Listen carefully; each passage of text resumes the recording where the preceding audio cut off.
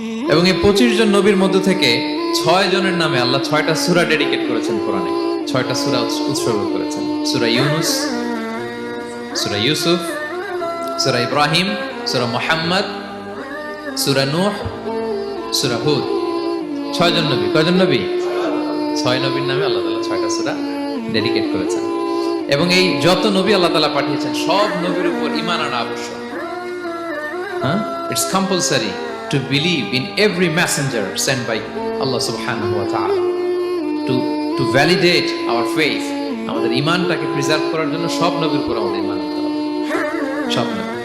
আমরা যে ঈমান আনি, ঈমানে মুফাসসাল, যেখানে 7টা বিষয়ের উপর বিস্তারিত ঈমানের যে ঘোষণা আমরা দেই। আমরা তো বলি যে ঈমান একটা মুজমাল আর একটা কি মুফাসসাল। ঈমানে মুফাসসালে 7টা বিষয়ের প্রতি ঈমান আনতে হয়। আমানতু বিল্লাহি ওয়া মালাইকাতিহি ওয়া কুতুবিহি